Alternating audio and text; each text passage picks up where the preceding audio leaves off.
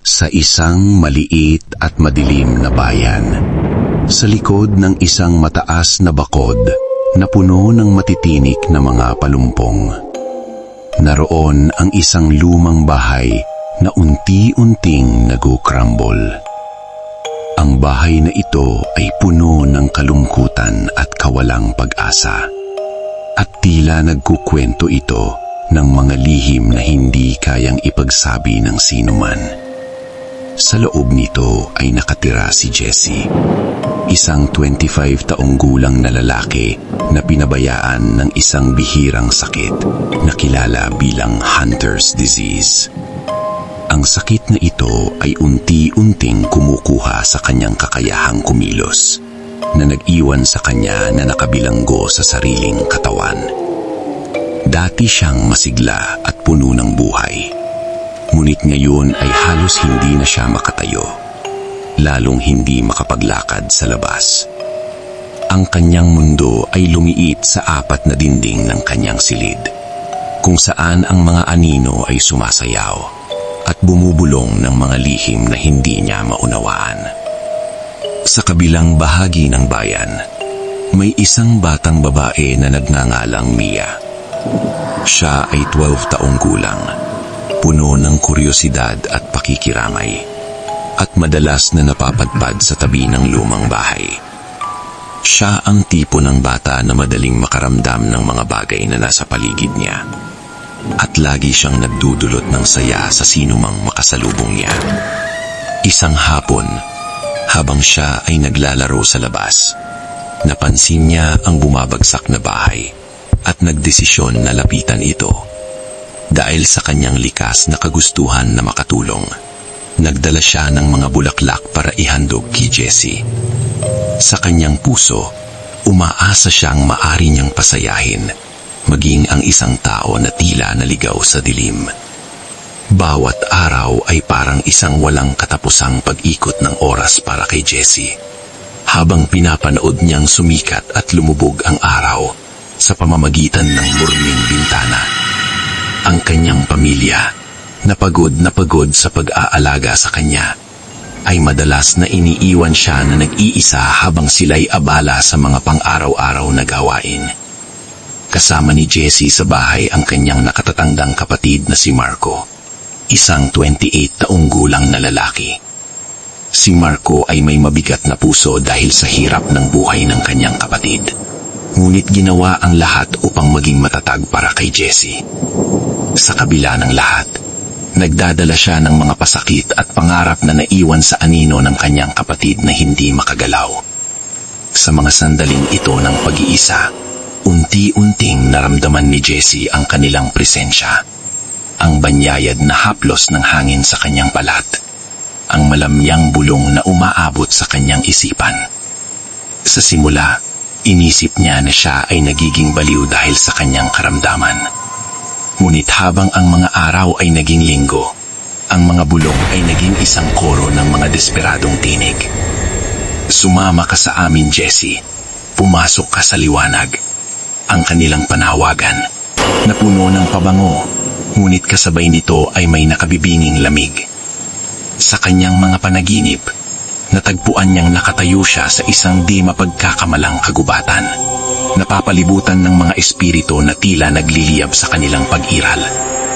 Ang kanilang mga mukha ay natatakpan, ngunit ramdam niya ang kanilang sakit, ang kanilang pagnais. Inilarawan nila sa kanya ang mga kwento ng mga nawalang pag-ibig, mga pangakong hindi natupad, at ang mga panghihinayang na maiwan. Ipinakita nila sa kanya kung ano ang pakiramdam ng pagbibitawan sa kanyang mahina at masakit na katawan, na tumakbo at sumayaw sa ilalim ng madilim na kalangitan. Isang araw, sa kanyang pag-iisa, nakarating siya ng banyayad na pagkatok sa kanyang bintana. Lumingon siya at nakita si Mia, nakangiti at may dalang simpleng sagot na bulaklak sa kanyang kamay. "Hello po, para sa inyo ito," sabi ni Mia, may dalang ningning sa kanyang mga mata. Hindi makapaniwala si Jessie na may isang bata na nagbigay pansin sa kanya.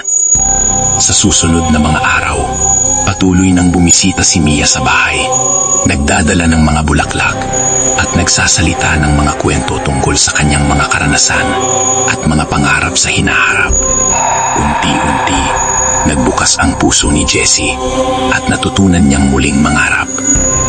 Gayunpaman, isang madilim na daan ang nagbigay ng takot kay Jessie nang inamin niya sa kanyang pamilya ang kanyang mga bisyon. Sila'y umiling. Ang kanilang mga mata ay kumikislap sa pag-aalala. Itinanggan niya ang kanyang sinasabi bilang mga katang-isip dulot ng kanyang sakit. Ito na naman ang gamot, Jessie. Okay ka lang, ang sabi ng kanyang ina habang ang kanyang ama ay humablos sa kanyang balikat. Ngunit nakikita ni Jessie ang pagdududa sa kanilang mga mukha. Mula noon, siya ay mas lalong bumukod sa sarili. Bawat gabi, ang mga espiritu ay lalong naging mapilit at ang pighati ng kanilang kalayaan ay nagiging hindi na kayang labanan. Ang panaginip ni Jessie ay nagiging maliwanag na realms ng mga kababalaghan at takot, kung saan siya ang nakabilanggong kaluluwa at ang makapangyarihang nilalang na lumilipad sa ibabaw ng kanyang mundong lupa. Nagkabigat ang pagkakaibigan nila ni Mia na nagpasaya sa kanyang mga araw at pinuno ng pag-asa ang mga singilip sa kanilang mga labi. Isang gabi, naramdaman ni Jessie na ang kanyang kaluluwa ay hinahatak sa kabila ng hangganan ng kanyang silid. Para bang isang hindi nakikitang puwersa ang nagtawag sa kanya na sumama. Mariing tinawag ang kanyang pangalan. Sa sandaling iyon, si Jessie ay gumawa ng pasya. Nang bumigay siya sa dilim na bumabalot sa kanya, siya ay nagmahal sa mga nakakaikit na bulong ng mga espiritu at tumalon sa likuran ng belo. Sa kanyang pagkahulog, isang monsun ng mga alala at pangarap ang bumuhos sa kanyang isipan. Mga alala ng mga pagkakaunayang kasama niya si Mia na tumatawa, ang mga pangarap niyang makalakad muli, at ang mga pangakong hindi niya natupad. Ang pisikal na mundo ay unti-unting nawala, at nadaman Jessie ang gaan ng kanyang kaluluwa. Habang ito ay pumapagaspas sa gabi, akala niya ay nakahanap siya ng kapayapaan. Ngunit nagkamali siya. Nang sumikat ang umaga, natagpuan ng kanyang pamilya ang kanyang katawan na walang galaw. May mapayapang ekspresyon sa kanyang muka. Sila'y labis na bigain, nahahati sa pagitan ng kalungkutan at guilt sa hindi paniniwala sa kanya. Isa-isa, sa mga darating na linggo, nagsimula silang maranasan ang mga kakaibang pangyayari. Mga bagay na gumagalaw ng walang paliwanag, mga bulong na sumasayaw sa mga pasilyo, mga anino na bimilis na dumarating sa kanilang paningin. Ang mga espiritu na dati na inalagaan ni Jessie ay ngayon nakikipaglaban para sa kanilang atensyon. Nang malaman ni Mia ang naganap kay Jessie, ito ay labis na nagdulot ng takot sa kanya. Nakita niya ang mga anino sa paligid ng lumang bahay. At sa kanyang puso ay natakot siya na baka ang mga espiritu na iyon ay maaaring magkatakot sa lamang loob. Sa kanyang takot, nagdesisyon siyang muling bumalik sa lumang bahay. Dala ang kanyang mga bulaklak at ang kanyang tapon upang harapin ang mga puwersa ng dilim. Jessie, nasa loob ka ba? Andito ako, handang makinig. Ang sigaw niya habang naglalakad sa madilim na pasilyo. Ang kanyang boses ay tila nagbigay liwanag sa madilim na paligid. Ngunit ang takot ay unti-unting sumikit sa kanila, habang ang mga espiritu ay patuloy na bumumbulong, nagpapakita ng mga alala na puno ng sakit at bighati. Sinubok ni Mia na kumekta kay Jessie, umaasang na kahit sa kanyang kalagayan ay maririnig siya nito. Nakita niyang naglalakad ang mga anino sa paligid, at naman naramdaman ang pagtawag ng kanyang kalooban. Huwag kang bibitaw, Jessie. Nandito ako para sa'yo. Ang sigaw ni Mia, habang ang kanyang puso ay nag-aaboy ng pag-asa. Ngunit sa paligid, unti-unting nadadama ang kapangyarihan ng madilim na presensya. Ang takot ay bumuhos sa bawat sulok ng bahay.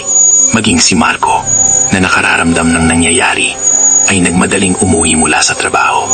Naririnig niya ang mga bulong at nag-aalala sa kanyang kapatid. Sa kanyang pagdating, nakita niyang nagkalat ang mga bulaklak na iniwan ni Mia sa sahig. Ano ang nangyayari dito? Jessie, habang siya ay tumakbo patungo sa kwarto ng kanyang kapatid.